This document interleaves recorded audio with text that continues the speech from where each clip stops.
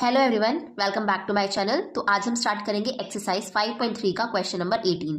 तो हम सॉल्व करते हैं क्वेश्चन में आपको दिया है a spiral is made up of successive semicircle with centres alternatively at A and B, starting with centre at A of radii 0.5 centimetre, 1 centimetre, 0.5 centimetre, 2 centimetre as shown in the figure.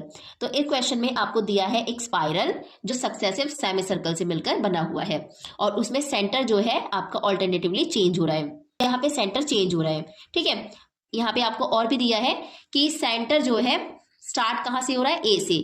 Centre start हो रहा है ए से, तो radius कितनी है 0.5 centimetre. तो आप देख सकते हो यहाँ पे कि अगर सेंटर ए से स्टार्ट हो रहा है तो यहाँ पे रेडियस उसकी धीरे धीरे चेंज होती जा रही है।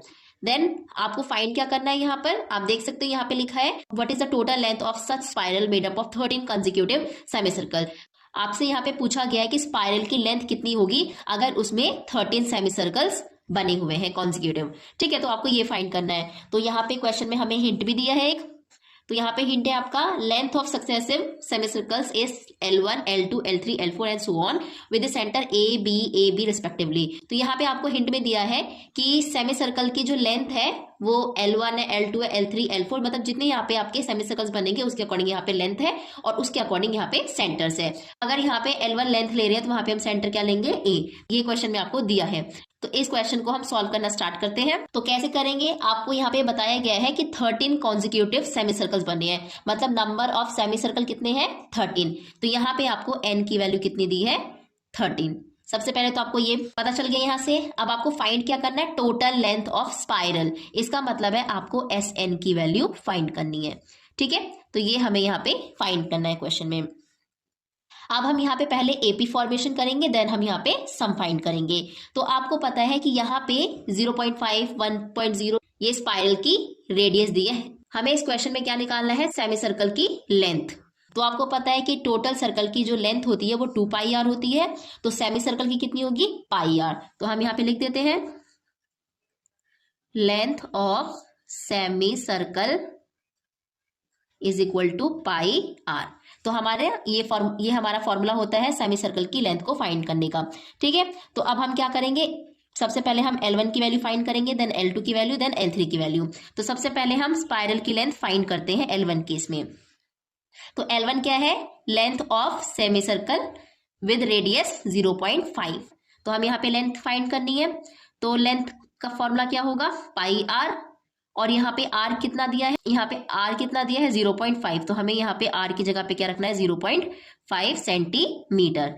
तो हम यहाँ पे वैल्यू पुट कर देते हैं। पाई की वैल्यू कितनी है 22/7। तो यहाँ पे हम 22/7 रख देते हैं, मल्टीप्लाई r हमें कितना दिया है 0.5। हम इसको सॉल्व कर देते हैं। तो आप यहाँ पे 0.5 को 22 से मल्टीप्लाई करोगे, तो हम यहाँ पे मल्टीप्लाई करते हैं, 5 2 ज़ा 10, यहाँ पे आएगा 1, 5 2 ज़ा 10, 10 में 1 प्लस करोगे कितना आ जाएगा 11। और यहाँ पे आप देख सकते हो जो डेसिमल है पीछे से 1 डिजिट के बाद लगा है, तो यहाँ पे भी हम पीछे से 1 डिजिट छोड़ देंगे और डेसिमल लगा देंगे, और ये अपॉन में क्या आ जाएगा 7। तो ये हमारे पास L1 की वैल्यू आ गई है। यहाँ पे पॉइंट के बाद 0 कैंसिल हो जाती है, तो यहाँ पे हम कैंसिल कर देंगे, तो हमारे पास कितना आ गया 11/7, ठीक है। नेक्स्ट अब हम क्या करेंगे, L2 की वैल्यू फाइंड करेंगे। तो L2 का मतलब क्या है, length of second semi circle. तो यहाँ पे फॉर्मूला आपका सेम लगेगा πr, लेकिन इस केस में रेडियस कौन सी लगेगी 2, ठीक है। सेकंड सेमी सर्कल की रेडियस लगेगी। तो सेकंड सेमी सर्कल की रेडियस कितनी है 1 सेंटीमीटर। तो r is equal to 1.0 centimetre, हमें ये पुट करना है। तो हम यहाँ पे वैल्यू फाइंड कर लेते हैं। तो पाई की वैल्यू कितनी है 22/7 और r की वैल्यू कितनी है 1.0 सेंटीमीटर। हम इसको मल्टीप्लाई कर देते हैं। तो 22 को हम 1 से मल्टीप्लाई करेंगे, तो 22 1 ज़ा 22, और पीछे आपका 0, पीछे से आप देख सकते हो यहाँ पे डेसिमल जो है ये 1 डिजिट के बाद लगा है, यहाँ पे एक डेसिमल लगा देंगे 1 डिजिट छोड़ के, और अपॉन में 7 आ जाएगा। डेसिमल के बाद आपका 0 कैंसिल हो जाता है, तो यहाँ पे कितना आ जाएगा 22/7। नेक्स्ट अब हम यहाँ पे L3 सॉल्व कर लेते हैं। L3 का मतलब क्या है, length of third semi circle. तो यहाँ पे भी सेम फॉर्मूला लगेगा πr, और यहाँ पे आपकी रेडियस कितनी होगी, यहाँ पे हम रेडियस की वैल्यू क्या रखेंगे, r is equal to 1.5 centimetre. तो हम यहाँ पे वैल्यू सॉल्व कर लेते हैं। तो 22/7 मल्टीप्लाई r की वैल्यू है 1.5। अब हम इसको मल्टीप्लाई कर लेते हैं। तो 15 को हमें 22 से मल्टीप्लाई करना है, तो 15 2 ज़ा 30, यहाँ पे आ जाएगा 3, 15 2 ज़ा 30, 30 में 3 प्लस करेंगे कितना आ जाएगा 33। 3 और अपॉन में 7। आप देख सकते हो यहाँ पे जो डेसिमल है पीछे से 1 डिजिट को छोड़ के लगाए, तो यहाँ पे भी हम 1 डिजिट छोड़ देंगे पीछे से और डेसिमल लगा देंगे। डेसिमल के बाद 0 कैंसिल हो जाते हैं, तो यहाँ पे आपकी वैल्यू आ जाएगी 33/7। तो यह हमारे पास वैल्यूज आ गई है। अब हम यहाँ पे L4 की वैल्यू निकालेंगे। L4 का मतलब क्या है, length of fourth semicircle. तो उसकी वैल्यू हम यहाँ पे फाइंड करेंगे with the same formula pi are.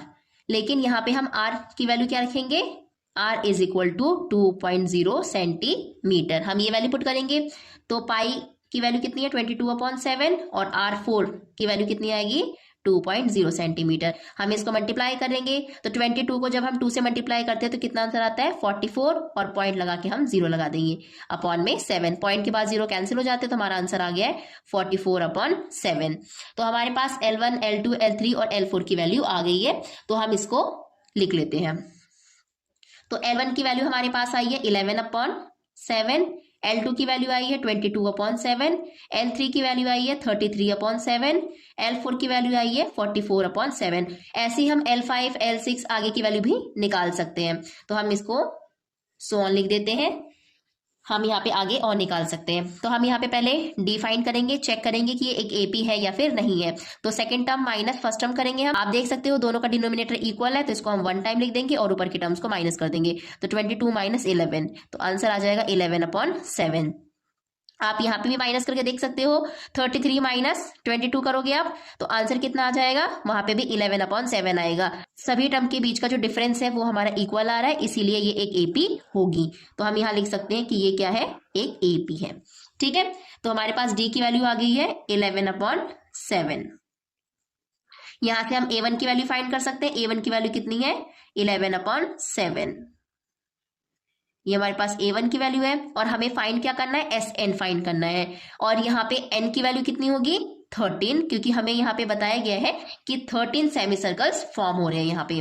तो हम यहाँ पे SN का फॉर्मूला लगा के सम फाइंड कर लेंगे। तो SN का फॉर्मूला होता है n/2 ब्रैकेट में 2A1 प्लस n-1D। हम यहाँ पे वैल्यू पुट करेंगे और सॉल्व कर लेंगे। तो N की वैल्यू हमारे पास कितनी है 13, तो हम यहाँ पे वैल्यू पुट कर लेंगे 13/2 और अंदर क्या आएगा A1 की वैल्यू हमारे पास 11/7 दी है, प्लस N की वैल्यू हमारे पास 13 है, -1 और D की वैल्यू हमारे पास कितनी है 11/7। तो यहाँ पे जो आपका SN है यहाँ पे आप 13 पुट कर लेना, क्योंकि हम 13 टर्म्स की सॉल्व कर रहे हैं। ये जो आपकी वैल्यू आई है इसको हम यहाँ नोट डाउन कर लेते हैं। देन इसको आप सॉल्व कर सकते हो अंदर वाले ब्रैकेट को। तो अब हम अंदर वाले ब्रैकेट को सॉल्व करेंगे तो 2 को 11 से मल्टीप्लाई करेंगे तो 22/7 आ जाएगा, प्लस 13 - 1 कितना होता है 12 मल्टीप्लाई 11/7। तो हमारे पास ये वैल्यू आई है। फिर हम इसको आगे और सॉल्व करेंगे तो 13/2 अंदर सॉल्व करेंगे 22/7। 12 को हम 11 से मल्टीप्लाई करेंगे तो 12 1 ज़ा 12, 12 1 ज़ा क्या हो जाएगा 12 और यहाँ पे आ जाएगा 1, 12 1 ज़ा 12 और 1 प्लस करेंगे तो कितना आ जाएगा 13/7। तो आप देख सकते हैं हमारे पास अंदर दोनों के डिनोमिनेटर सेम आए हैं, तो इसको हम 1 टाइम लिख देंगे और ऊपर की टर्म्स को प्लस कर देंगे। तो 2 में 2 प्लस करेंगे कितना आएगा 4, 3 में 2 प्लस करोगे तो कितना आ जाएगा 5 और ये वाला 1 यहाँ आ जाएगा। ठीक है, तो अब हम इसको आगे और सॉल्व कर लेते हैं। तो 13/2 मल्टीप्लाई 154/7। तो आप देख सकते हो हम इसको कैंसिल कर लेते हैं। ये जो आपका पूरा नंबर है ये आपका 7 से डिविजिबल है, तो हम इसको 7 से डिवाइड कर लेते हैं। 7 1 ज़ा 7, 7 2 ज़ा 14, यहाँ बचेगा 1, 7 2 ज़ा 14। तो हमारे पास वैल्यू क्या आई है 13/2 मल्टीप्लाई 22। इसको भी हम कैंसिल कर देते हैं 2 के टेबल से। तो 2 1 ज़ा 2, 2 1 ज़ा 2, 2 1 ज़ा 2। तो हमारे पास वैल्यू आई है 13 मल्टीप्लाई 11। इसको भी हम मल्टीप्लाई कर लेते हैं। तो 13 को 11 से मल्टीप्लाई करेंगे, 13 1 ज़ा 13, यहाँ बचेगा 1, 13 1 ज़ा 13 और 1 प्लस करेंगे कितना आ जाएगा 14। तो हमारे पास S13 की वैल्यू आई है 143। तो यहाँ पे हम लिख लेते हैं S13 की कितनी वैल्यू आई हमारे पास 143। और ये जो हमारे पास वैल्यू आई है ये किस चीज की है, स्पाइरल की लेंथ है फॉर 13 कंसेक्यूटिव सेमी सर्कल्स। ठीक है, ये क्वेश्चन कंप्लीट होता है। अब हम क्वेश्चन नंबर 19 सॉल्व करेंगे। तो अब हम सॉल्व करने जा रहे हैं क्वेश्चन नंबर 19। इस क्वेश्चन में आपको दिया है 200 logs are stacked in the following manner, 20 logs in the bottom row, 19 in next row, 18 in the next to it and so on. In how many rows are the 200 logs placed and how many logs are in the top. तो इस question में आपको दिया है कि total 200 logs है। Logs का क्या मतलब होता है? लकड़ी के डंडे। तो टोटल 200 लॉग्स है, उसको हमने स्टैक किया है। स्टैक का मतलब क्या है? यहाँ पे हमने रखा है। आप देख सकते हैं यहाँ पे एक फिगर दी है, इस मैनर में हमने क्या किया है? सारे लकड़ी के डंडे को रखा है, सारे लॉग्स को रखा है। 20 logs in the bottom row. इसका क्या मतलब है? जो सबसे नीचे वाली आपको रो दिखाई दे रही है उसमें टोटल कितने लॉग्स है? 20। और आपको आगे क्या बताया है? 19 इन द नेक्स्ट रो। इसका क्या मतलब है? बॉटम रो के ऊपर जो रो है उसमें टोटल कितने लॉग्स रखे गए हैं? 19। और आगे क्या बताया है? 18 इन द नेक्स्ट।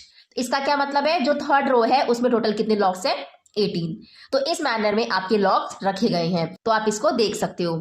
यहाँ पे फिगर में आपके लॉग्स कंप्लीटली 20 नहीं है, लेकिन आपकी जो बुक में फिगर है उसके अंदर टोटल 20 लॉग्स है, आप उसमें क्लियरली देख सकते हो। देन आपसे क्वेश्चन में क्या पूछा गया है? In how many rows are 200 logs placed and how many logs are in the top रो।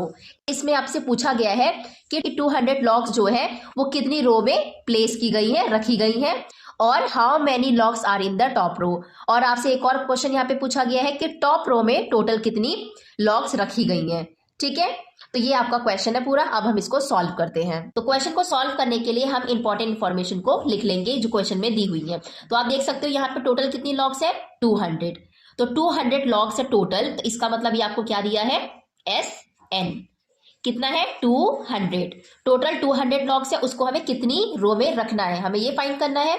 तो हमें यहाँ पे क्या पूछा है? नंबर ऑफ रोज पूछा गया है कि ऐसी कितनी रोज है जिसमें हम 200 लॉग प्लेस कर सकते हैं। इसका मतलब आपको n की वैल्यू फाइंड करनी है। सबसे नीचे वाली रो है उसमें टोटल कितने लॉग्स है? 20। देन उसके ऊपर वाली रो में कितने हैं? 19। एंड देन उसके बाद कितनी है? 18। तो आप यहाँ पे लिख सकते हो number of logs in bottom row. कितने हैं इसमें टोटल? 20। ठीक है। Then number of logs in next row, उसमें कितने हैं? 19। देन आगे आप लिख सकते हो number of logs in next to it, इसमें कितने हैं? 18। तो आप देख सकते हो ये आपकी बॉटम रो में लॉग्स है, ये उसके ऊपर वाले रो में लॉग्स है, और ये उसके ऊपर वाले रो में लॉग्स है। ठीक है, तो ये आपको इंफॉर्मेशन दी है। तो आप देख सकते हो ये हमें 20, 19, 18 दिया है। ये क्या है? एक टाइप का सीक्वेंस है। ठीक है, ये एक टाइप का सीक्वेंस है, तो हमने इसको लिख लिया है। अब हम चेक करेंगे कि ये जो सीक्वेंस आपको दिया है क्या ये AP है या नहीं है। उसको चेक करने के लिए हम कॉमन डिफरेंस फाइंड करेंगे। तो D की वैल्यू हम फाइंड करते हैं। तो second term minus first term, तो 19 माइनस 20, कितना आंसर आएगा हमारा यहाँ पे? 120 बड़ा है, इसके आगे माइनस का साइन है, इसलिए यहाँ पे क्या आएगा? -1। ठीक है, हम यहाँ पे third term minus second term भी करेंगे। तो आप देख सकते हो थर्ड टर्म कितनी दी है? 18, और सेकेंड टर्म कितनी है? 19। तो आप 18 माइनस 19 करोगे तब भी आंसर कितना आएगा? -1। इसका मतलब क्या है? D की वैल्यू हमारी सेम आ रही है दोनों में, तो हम कह सकते हैं कि ये एक AP होगी। तो हम इसको लिख देते हैं, ये क्या होगी? एक AP। अगर ये एक AP है तो इसका मतलब हमारा कॉमन डिफरेंस कितना है? -1। और यहाँ से हम A1 की वैल्यू भी फाइंड कर सकते हैं। तो A1 की वैल्यू कितनी होगी? 20। तो हमारे पास D की वैल्यू आ गई है, हमारे पास A1 की वैल्यू आ गई है, हमारे पास सम 200 दिया है, और हमें N की वैल्यू फाइंड करनी है। तो हम यहाँ पे लिख लेते हैं पहले SN की वैल्यू हमें कितनी दी है? 200, और हमें N की वैल्यू फाइंड करनी है। तो अगर हमें N की वैल्यू फाइंड करनी है तो हम क्या करेंगे? SN का फॉर्मूला यूज करेंगे और उससे N की वैल्यू को फाइंड करेंगे। तो हम SN का फॉर्मूला यूज करेंगे। SN का फॉर्मूला होता है n/2 ब्रैकेट में 2A1 प्लस n-1D। ये हमारे पास सम का फॉर्मूला होता है। तो हम क्या करेंगे? जिसकी वैल्यू हमें दी है हम सबको पुट कर देंगे यहाँ पर।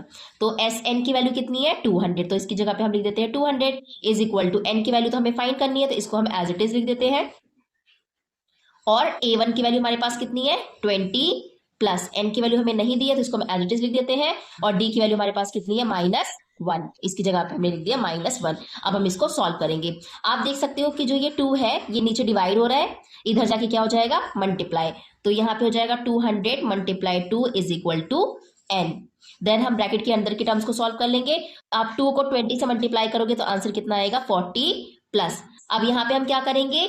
जो ये -1 है इसको हम ब्रैकेट के अंदर लेके जाएंगे, तो आप -1 को n से मल्टीप्लाई करोगे तो कितना आएगा -n। देन ये माइनस है, ये माइनस है, माइनस माइनस क्या हो जाएगा प्लस, और इसकी हम इससे मल्टीप्लाई कर रहे हैं तो यहाँ पे क्या आएगा 1 1 जा 1। देन अब हम इसको सॉल्व करेंगे तो 200 को जब हम 2 से मल्टीप्लाई करेंगे तो आंसर कितना आएगा 400 इज इक्वल टू n, और ब्रैकेट के अंदर के टर्म को सॉल्व करते हैं तो 40 प्लस माइनस माइनस एन आपका यहाँ पे क्या आएगा n प्लस 1। ठीक है, तो अब आप इसको और सॉल्व कर सकते हो तो n यहाँ पे आप देख सकते हो ये 40 है और ये प्लस का 1 है तो 40 और 1 कितना हो जाएगा 41 माइनस n, और यहाँ पे कितना आ जाएगा 400। ठीक है, अब आप देख सकते हो यहाँ पे हमारी एक क्वाड्रेटिक इक्वेशन बनेगी, तो हम इसको बनाएंगे पहले क्वाड्रेटिक इक्वेशन। तो यहाँ पे n है, इसको हम इस ब्रैकेट के अंदर मल्टीप्लाई करेंगे। तो पहले हम इसको 41 से मल्टीप्लाई करेंगे तो हमारे पास कितना आंसर आएगा, यहाँ पे हमारे पास 41 n आ जाएगा। देन n को हम n से मल्टीप्लाई करेंगे तो कितना आ जाएगा n स्क्वायर, और यहाँ पे आ जाएगा माइनस साइन। ठीक है, तो ये क्या बन गई एक क्वाड्रेटिक इक्वेशन। और हमें पता है क्वाड्रेटिक इक्वेशन की स्टैंडर्ड फॉर्म क्या होती है, ax square plus b x plus c. यहाँ पे एक्स स्क्वायर वाली जो टर्म होती है वो कैसी होती है, पॉजिटिव टर्म होती है। तो हम क्या करेंगे, यहाँ पे जो एन स्क्वायर वाली टर्म है इसको हमें पॉजिटिव बनाना है, तो पॉजिटिव बनाने के लिए इसको हम इधर लेके जाएंगे। तो यहाँ पे ये माइनस हो रहा है, इधर जाके क्या हो जाएगा प्लस। तो एन की वैल्यू फाइंड करने के लिए हम इस इक्वेशन को सॉल्व करेंगे। ठीक है, तो हम इसके रूट्स फाइंड करेंगे। तो आप क्या करोगे, सबसे पहले ये जो लास्ट वाला टर्म है इसको ब्रेक करना है और एन को ब्रेक करना है। तो हमें लास्ट टर्म और फर्स्ट टर्म को ब्रेक करना है। तो ब्रेक करने के लिए हम 400 के सबसे पहले फैक्टर्स निकालेंगे। तो 400 के फैक्टर्स निकालेंगे, आपको पता है ये 2 से डिविजिबल होता है, तो 2 2 जा 4 और ये आपके 2 0 एज इट इज आ जाएंगे। देन ये भी आपका 2 से डिविजिबल है, इसको हम डिवाइड कर लेते हैं तो 2 1 जा 2 और आपका 2 0 यहाँ पे आ जाएगा। देन ये भी 2 से डिविजिबल है तो 2 5 जा 10 और ये 0 यहाँ पर आ जाएगा। ये भी 2 से डिविजिबल है, इसको भी हम डिवाइड कर देते हैं 2 2 जा 4, यहाँ पे बचेगा 1, ये हो जाएगा 10, 2 5 जा 10। ये 2 से डिविजिबल नहीं है, ये किससे डिविजिबल है 5 से, तो हम इसको डिवाइड करेंगे 5 5 जा 25 और 5 1 जा 5। आप देख सकते हो 400 के फैक्टर्स हमारे आ गए हैं। अब हमें क्या करना है, हमें ब्रेक करना है 2 पार्ट्स में। तो ये जितने भी फैक्टर्स है इसको हमें 2 पार्ट्स में लिखना है। तो हम कैसे लिखेंगे, आप देख सकते हो यहाँ पे ये 5 और 5 है, जब हम इसको मल्टीप्लाई कर देंगे दोनों को तो हमारे पास कितना आंसर आएगा 25। ठीक है, अब हम क्या करेंगे, ये जितने भी आपके 2 हैं हम क्या करेंगे, इनको मल्टीप्लाई कर देंगे। तो 2 2 जा 4, 4 2 जा 8, 8 2 जा 16, तो इसको हम मल्टीप्लाई करके लिख देंगे 16। आप यहाँ पे देख सकते हो कि 400 के फैक्टर्स को हमने 2 पार्ट्स में डिवाइड कर लिया। अब हम डिवाइड कैसे करेंगे, हम डिवाइड इस तरीके से करेंगे कि इनको मल्टीप्लाई करने के बाद आपका आंसर कितना आना चाहिए 400। आप इसको मल्टीप्लाई करके देख सकते हो, इसका आंसर आपका कितना आएगा 400। ठीक है, देन हमने इसको तो ब्रेक कर लिया 2 पार्ट्स में, अब हम n को भी ब्रेक कर लेंगे 2 पार्ट्स में। यहाँ पे 2n है तो यहाँ पे 1n आप यहाँ लिखोगे और सेकेंड n यहाँ लिखोगे। फिर हमें नेक्स्ट स्टेप में क्या करना है, ऊपर नीचे मल्टीप्लाई करना है। तो 25 को n से मल्टीप्लाई करेंगे कितना आ जाएगा 25n, और इसको हम मल्टीप्लाई करेंगे 16n यहाँ पे आएगा आपका। ठीक है, अब हमें या तो इनको प्लस करना है या माइनस। आपको पता है ये 25 है और ये 16 है, इसको माइनस करने पे तो आपका नंबर और रिड्यूस हो जाएगा, माइनस करने पे तो नंबर और रिड्यूस हो जाएगा, तो हम इसको क्या करेंगे प्लस करेंगे।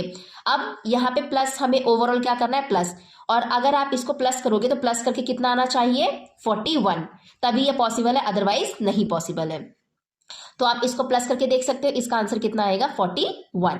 ठीक है, अब यहाँ पे हमें ओवरऑल प्लस करना है, ये हमें पता चल गया, लेकिन हमें आंसर कैसा चाहिए माइनस में।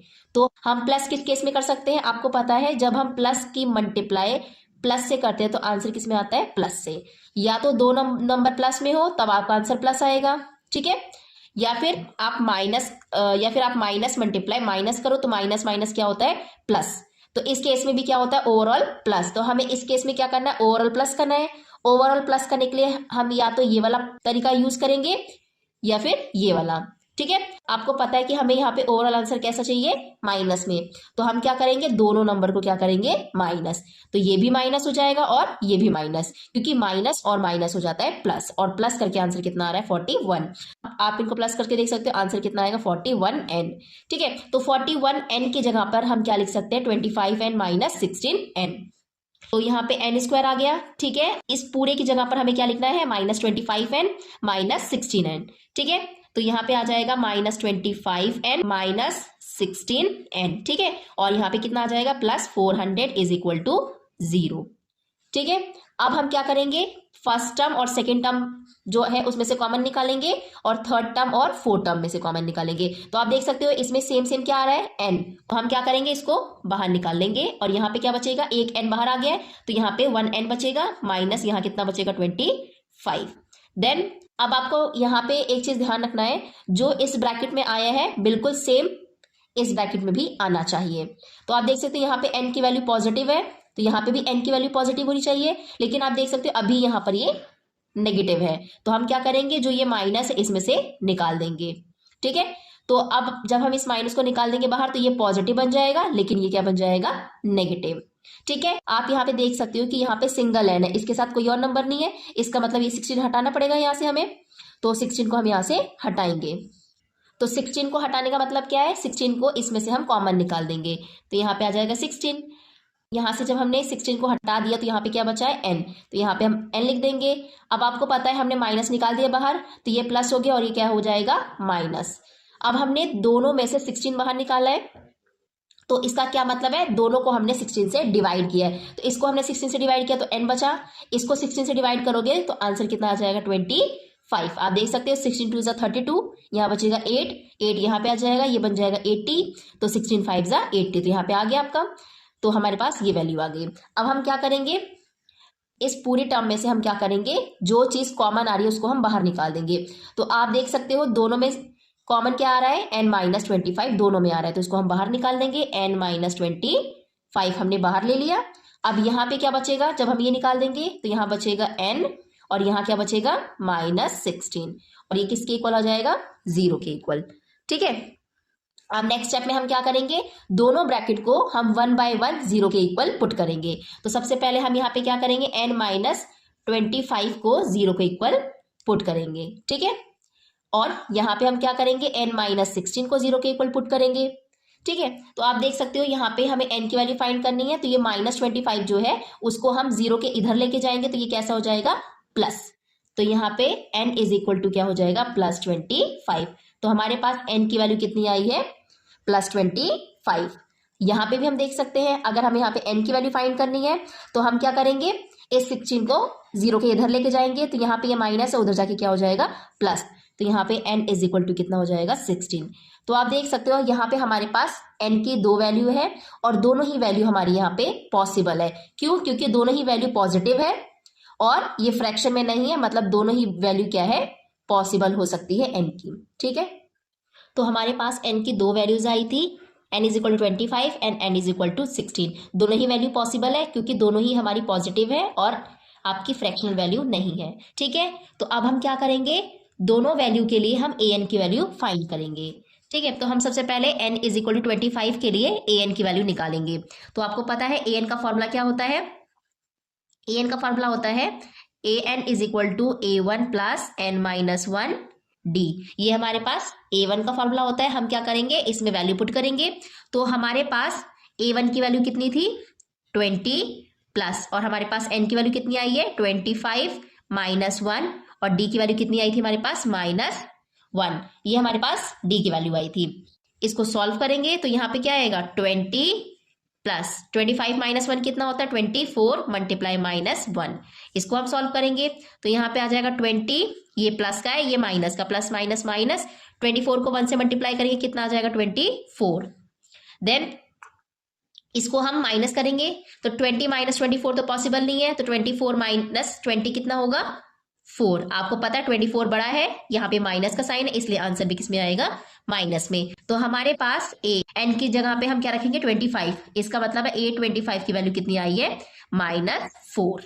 ठीक है, और ऐसे ही हम n = 16 के लिए फाइंड करेंगे। तो हमारे पास n की एक और वैल्यू आई है 16, तो इसके लिए भी हम an की वैल्यू फाइंड करेंगे। तो हम यहाँ लिख सकते हैं a16, n की जगह पे हमने 16 लिख दिया। तो यहाँ पे फॉर्मूला क्या था, a1 + n-1 d। ये फॉर्मूला है हमारे पास, इसमें हम वैल्यूज को पुट करेंगे और a16 की वैल्यू फाइंड कर लेंगे। a1 की वैल्यू 20 है, प्लस n की वैल्यू 16 है, और हमने यहाँ पे क्या किया, -1, d की वैल्यू -1 है, तो इसको हम सॉल्व कर देंगे। तो 20 + 16 - 1 कितना होगा, 15 मल्टीप्लाई -1। देन अब हम इसको सॉल्व कर देते हैं। तो आप देख सकते हो ये 20 तो एज इट इज आ जाएगा, ये प्लस का ये माइनस, प्लस माइनस माइनस, 15 1 जा 15। अब हम इसको माइनस करके लिख सकते हैं, तो 20 माइनस 15 कितना हो जाएगा 5। इसका क्या मतलब है, हमारे पास A16 की वैल्यू कितनी आई है 5। तो आपको पता है कि यहां पर A16 का क्या मतलब है, A16 का मतलब है कि 16th रो में टोटल कितनी लॉग्स है 5, और इसका क्या मतलब है 25th रो में कितनी लॉग्स है -4। अब लॉग्स तो कभी भी माइनस में नहीं होंगी क्योंकि वो नंबर है, तो नंबर ऑफ लॉग्स होंगी तो वो कभी माइनस में नहीं हो सकती, तो ये वैल्यू पॉसिबल नहीं है। तो हम यहां लिख सकते हैं clearly there are 5 logs in 16th row and -4 logs in 25th row and which is not possible, जो पॉसिबल नहीं है। ठीक है, तो ये वैल्यू हमारी पॉसिबल नहीं है क्योंकि ये कभी भी नंबर ऑफ लॉग्स नेगेटिव में नहीं आएंगी, तो ये वैल्यू पॉसिबल नहीं है और ये वैल्यू पॉसिबल होंगी। तो इसका क्या मतलब है, इसका ये मतलब है कि 16th रो में टोटल कितनी लॉग्स आ सकती हैं 5। तो हमें क्वेश्चन में पूछा गया था कि टोटल 200 लॉग्स कितनी रोज में आ सकती हैं, तो उसको हमने सॉल्व करके वैल्यू निकाली थी n की 16 और 25। तो हमारे पास 25 जो n की वैल्यू आई थी वो तो पॉसिबल थी, लेकिन उसमें नंबर ऑफ लॉग्स माइनस में आ रही है, वो पॉसिबल नहीं है। तो इसका मतलब क्या है कि 200 लॉग्स को हम 25 रोज में नहीं रख सकते। ठीक है, देन फिर पॉसिबल वैल्यू क्या है 16। तो इसका मतलब क्या है कि 200 लॉग्स को हम प्लेस कर सकते हैं 16 रो में। और आपसे एक और क्वेश्चन पूछा गया था कि टॉप रोज में कितनी लॉग्स है, तो टॉप रोज का मतलब क्या चीज है 16th रोज में, तो 16th रोज में हमने यहाँ पे निकाली थी कितनी लॉग्स है 5। तो हमारे पास आंसर आ गया है दोनों का, तो हम स्टेटमेंट में अब आगे लिख सकते हैं। तो आप देख सकते हो हम इसको ऐसे लिख सकते हैं 200 logs can be placed in 16 rows and the number of logs in top row are 5। तो आप इसको ऐसे लिख सकते हो। तो क्वेश्चन नंबर 19 कंप्लीट होता है। अब हम क्वेश्चन नंबर 20 सॉल्व करेंगे। तो अब हम क्वेश्चन नंबर 20 सॉल्व करने जा रहे हैं। इस क्वेश्चन में आपको दिया है in a potato race a bucket is placed at the starting point which is 5 metre from the first potato and the other potatoes are placed 3 meter apart in a straight line. There are 10 potatoes in the line. तो इस question में आपको बताया गया है कि एक potato race हो रही है जिसमें बकेट को स्टार्टिंग पॉइंट पे प्लेस कर दिया, आप देख सकते हो यहाँ पे, और फर्स्ट पोटैटो 5 मीटर दूर है किससे, स्टार्टिंग पॉइंट से। तो फर्स्ट पोटैटो जो है वो बकेट से कितनी डिस्टेंस पे रखा गया है 5 मीटर, और जो अदर पोटैटोज हैं वो फर्स्ट पोटैटो से 3 मीटर दूर रखे गए हैं, अपार्ट रखे गए हैं। ठीक है, आपको क्वेश्चन में ये बताया गया है, आप इस फिगर में देख सकते हो, ये सारे आपके क्या है पोटैटोज है। इस स्ट्रेट लाइन में टोटल 10 पोटैटोज रखे गए हैं। ठीक है, यहाँ पे एक गर्ल है जो इन पोटैटोज को कलेक्ट कर रही है। तो आगे हम पढ़ते हैं क्वेश्चन को। तो नेक्स्ट आपको क्वेश्चन में आगे दिया है अ competitor starts from the bucket, picks up the nearest potato, runs back with it and drop it in the bucket, runs back to pick up the next potato, runs to the bucket to drop it in the bucket, and in the same way she continues until all the potatoes are in the bucket. So what is the total distance the competitor has to run? तो इस question में आपको बताया गया है आगे कि competitor जो है वो रन करना स्टार्ट करती है और पिकअप करती है नियरेस्ट पोटैटो को। तो जो कॉम्पिटिटर है वो दौड़ना स्टार्ट कर रही है और सबसे पहले वो सबसे नियरेस्ट वाले पोटैटो को कलेक्ट करती है और उसको बकेट में लाकर डाल देती है। फिर वो दोबारा दौड़ती है सेकंड पोटैटो को लेने के लिए और उसको सेकंड पोटैटो को कलेक्ट करके वापस वो दोबारा आके क्या करती है, बकेट में डालती है। ऐसे ही वो थर्ड पोटैटो को लेने जाती है और फिर उसको वापस लाकर बकेट में डालती है। तो आप देख सकते हो यहाँ पर कॉम्पिटिटर एक बार जाती है पोटैटो को लेने और फिर वापस लाके उसको बकेट में डालती है। मतलब वो टोटल कितने टाइम्स रन कर रही है, 2 टाइम्स। एक पोटैटो को कलेक्ट करने के लिए वो 2 टाइम्स रन कर रही है। ठीक है, तो इस क्वेश्चन को हम स्टार्ट करते हैं सॉल्व करना। तो हम स्टार्ट कैसे करेंगे, सबसे पहले हम सारे पोटैटोज की डिस्टेंस को लिख लेंगे। तो आपको पता है हमें स्टार्टिंग में बताया है क्वेश्चन में जो फर्स्ट पोटैटो है वो बकेट से कितनी डिस्टेंस पर है, 5 मीटर। तो फर्स्ट पोटैटो की डिस्टेंस कितनी है, 5 मीटर। देन सेकंड पोटैटो की डिस्टेंस कितनी है, बकेट से। हमें फर्स्ट पोटैटो से डिस्टेंस नहीं कैलकुलेट करनी है, हमें बकेट से सेकंड पोटैटो की डिस्टेंस निकालनी है। ठीक है, तो कितनी होगी, बकेट यहाँ पर है और सेकंड पोटैटो हमारा यहाँ पर है। तो टोटल यहाँ से लेकर यहाँ तक की आप डिस्टेंस निकालोगे तो आपको पता है इसमें फर्स्ट पोटैटो की भी आ रही है डिस्टेंस, तो यहाँ से यहाँ तक कितना हो जाएगा 5 + 3। तो सेकंड पोटैटो की डिस्टेंस कितनी हो जाएगी, 8 मीटर। देन थर्ड पोटैटो की डिस्टेंस निकालेंगे हम, तो ये कितनी होगी उसमें first potato plus second potato plus third potato, तीनों की डिस्टेंस ऐड हो जाएगी तो टोटल कितना आ जाएगा 11 मीटर। टोटल हमारे पास ये 3 पोटैटोज की डिस्टेंस है फ्रॉम द बकेट। और ऐसे हमारे पास कितने पोटैटोज है, टोटल 10 पोटैटोज। ठीक है, आप देख सकते हो ये आपका एक सीक्वेंस बन गया। हम चेक कर लेते हैं एपी है या फिर नहीं है। तो हम इसके लिए सबसे पहले फाइंड करेंगे डी की वैल्यू। तो आपको पता है यहाँ पर सेकंड टर्म 8 है और फर्स्ट टर्म कितना है 5। तो हम 8 माइनस 5 कर लेते हैं तो आंसर कितना आ जाएगा 3 मीटर। ऐसे ही आप third term minus second term कर सकते हो। तो 11 माइनस 8 कितना हो जाएगा 3 मीटर। तो इसका मतलब क्या है, हमारा डिस्टेंस क्या है, कॉमन आ रहा है दोनों टर्म्स के बीच का। तो हम क्या कहेंगे कि ये एक कॉमन डिफरेंस होगा। तो अगर ये कॉमन डिफरेंस है तो ये सीक्वेंस है, ये क्या होगा एपी। तो एक्चुअल में ये आपको एक एपी दिया। तो हमें फाइंड क्या करना है, हमें टोटल डिस्टेंस निकालना है जो उसने पोटैटो को कलेक्ट किया है और वापस लाके उसने बकेट में डाला है। तो हमें ये टोटल डिस्टेंस कैलकुलेट करना है। इसका मतलब हमें यहाँ पे कैलकुलेट क्या करना है, एस एन की वैल्यू। ठीक है, एस एन की वैल्यू हमें यहाँ पे कैलकुलेट करनी है। और हमारे पास एन की वैल्यू कितनी है, टोटल कितने पोटैटो है 10। तो वो 10 पोटैटोस को जाएगी, कलेक्ट करेगी और वापस लाके क्या करेगी, वो बकेट में डालेगी। तो इसका मतलब हमारे पास एन की वैल्यू कितनी है 10। तो हमें यहाँ पे सम कैलकुलेट करना है। ये एक एपी है तो 5 क्या होगा फर्स्ट टर्म। इसका मतलब A1 हमें यहाँ पे कितना दिया है 5। तो अब हम यहाँ पे सम कैलकुलेट करेंगे फॉर 10 पोटैटोज। तो यहाँ पे हम कैलकुलेट करेंगे सबसे पहले distance covered by competitor to pick up the 10 potatoes. तो हम कॉम्पिटिटर की वो डिस्टेंस कैलकुलेट कर रहे हैं जिसमें वो सिर्फ जाकर क्या कर रही है, पोटैटोज को पिक कर रही है, ले रही है। ठीक है, तो उसके लिए हम फाइंड करेंगे सबसे पहले कितनी उसने डिस्टेंस कवर की है। तो हम यहाँ पे सम निकालेंगे। तो S N is equal to क्या होता है, N upon 2a plus N minus 1 D. तो इस फॉर्मूले में हम सबकी वैल्यू पुट कर देंगे। तो n की वैल्यू हमारे पास कितनी है 10। तो यहाँ पे हम लिख देते हैं 10 इज इक्वल टू n की वैल्यू है 10, यहाँ पे आ जाएगा नीचे 2। a1 की वैल्यू हमारे पास है 5 तो उसको भी हम पुट कर देते हैं, प्लस n की जगह पे हम 10 लिखेंगे -1 और d की वैल्यू हमारे पास कितनी आई है 3। तो अब हम इसको आगे सॉल्व कर लेते हैं। तो आप देख सकते हो 10 और 2 के टेबल से कैंसिल हो जाएगा, तो इसको हम कैंसिल कर देते हैं। 2 1 = 2, 2 5 = 10। तो यहाँ पे 5 आ गया। अंदर के टर्म्स को हम सॉल्व कर देते हैं। तो 2 5 कितना हो जाएगा 10 प्लस 10 - 1 कितना होगा 9 और यहाँ पे मल्टीप्लाई कर देंगे हम 3। देन इसको आगे हम सॉल्व करेंगे। तो हम ब्रैकेट के अंदर के टर्म को सॉल्व कर लेते हैं। 10 प्लस 9 3 कितना होता है 27। देन अब हम इसको प्लस कर लेते हैं। तो 5 इनको प्लस करके कितना आ जाएगा 37। अब हमें क्या करना है, इन दोनों को मल्टीप्लाई कर लेना है। तो कितना आएगा मल्टीप्लाई करके आंसर 5 7 = 35, यहाँ बचेगा 3, 5 3 = 15, 15 में 3 प्लस करेंगे तो कितना आ जाएगा 18। तो हमारे पास S10 की वैल्यू कितनी आई है, हमारे पास S10 की वैल्यू आई है 185। इसका क्या मतलब है, जो कॉम्पिटिटर है उसने पोटैटो को पिक किया, पिक करने में जितने डिस्टेंस कवर की है वो कितनी आई है 185।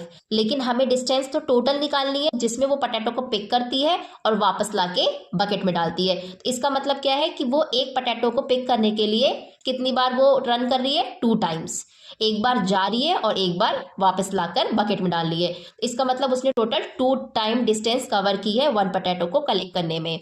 तो टोटल 10 पोटैटोज को कलेक्ट करने में और उसको वापस बकेट में लाके डालने में टोटल वो 2 टाइम डिस्टेंस कवर करेगी। तो ये हमने कौन सी डिस्टेंस निकाली है, तो ये सिर्फ पिक करने वाली डिस्टेंस है। हम फाइंड करेंगे total distance covered by the competitor to pick up the potato and drop it into the bucket. हम टोटल डिस्टेंस कवर करेंगे जिसमें कॉम्पिटिटर पोटैटो को पिक कर रहा है और वापस लाकर बकेट में डाल रहा है। तो हम क्या करेंगे, टोटल हमारे पास कितने पोटैटोज है 10। तो 10 पोटैटोज में जो डिस्टेंस कवर हुई है वो कितनी आई है 185 मीटर।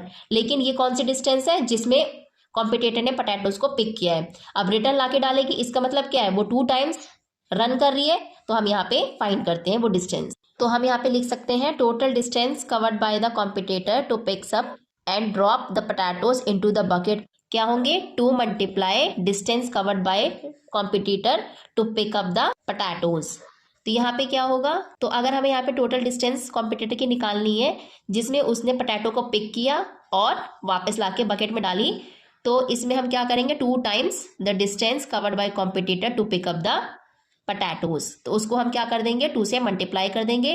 तो 2 5 कितना हो जाएगा 10, यहाँ पे आएगा 1, 2 8 = 16 और 1 कितना हो जाएगा 17, यहाँ पे 1 आ जाएगा, 2 1 = 2 और 1 कितना हो जाएगा 3। तो हमारा आंसर कितना आ गया 370 मीटर। तो 370 मीटर कॉम्पिटिटर की टोटल डिस्टेंस है जिसमें उसने पोटैटोज को पिक किया है और बकेट में लाके डाला है। तो ये टोटल डिस्टेंस हमारी आ गई है। तो क्वेश्चन नंबर 20 कंप्लीट होता है और एक्सरसाइज 5.3 भी कंप्लीट होती है। आई होप आपको क्वेश्चन समझ में आया होगा। Thank you.